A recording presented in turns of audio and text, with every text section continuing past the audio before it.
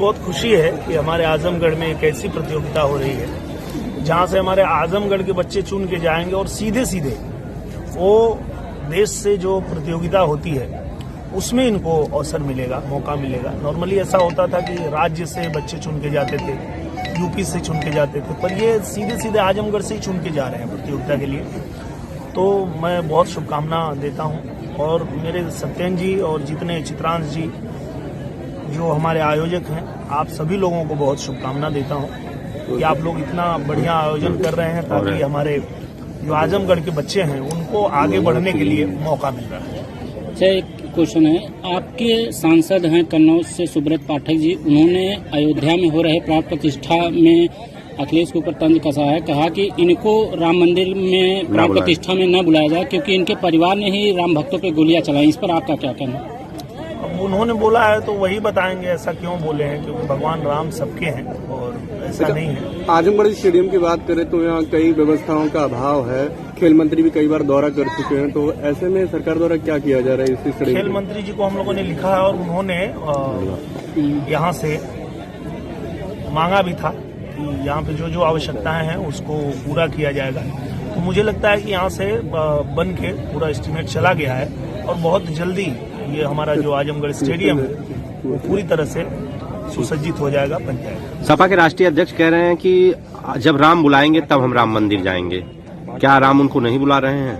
नहीं, ये उनकी बात सही है और मैं उनकी बात से सहमत हूँ। जब तक ईश्वर की कृपा नहीं होती है, कोई भी व्यक्ति भ्रम में रहता है, उसको लगता है कि वो सीएम है, वो पीएम है, वो डीएम है, इस भ्रम में जीता है इंसान।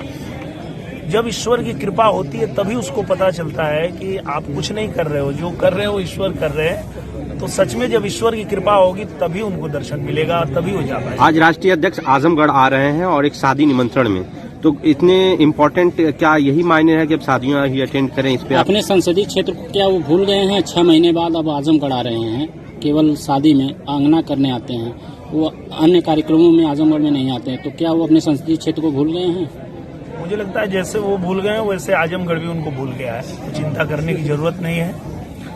आजमगढ़ में ये लोग पहले जीतते थे और जीत के अपना सर्टिफिकेट भी लेने नहीं आते थे, तो आजमगढ़ की जनता ने एक मौका हम लोगों को दिया और हम लोग पूरे समय आजमगढ़ में रह के आजमगढ़ की जनता की समस्या सुनते हैं, उस पर काम करते हैं और इसीलिए जनता जो है वो आज खुश है कि हमें ऐसा ही सांसद चाहिए था जो हमारे बीच रहे, हमारे साथ रह के काम करे, हमारी बात सुने।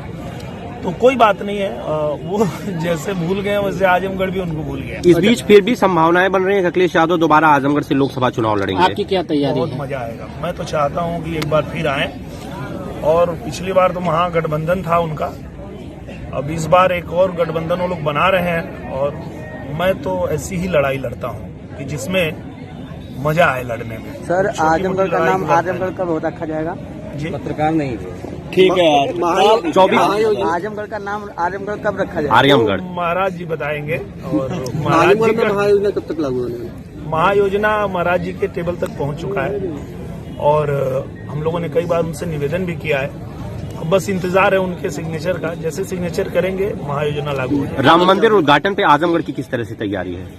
आजमगढ़ की बहुत अच्छी तैयारी है और धूमधाम से हम लोग जाएंगे, अयोध्या जाएंगे और रामलला का दर्शन करेंगे। फ्लाइट कब उड़ रही है? फ्लाइट जब मिल गया लाइसेंस तो अब जल्दी उड़ेगी। ठीक सर, हाँ, लाइसेंस मिल गया।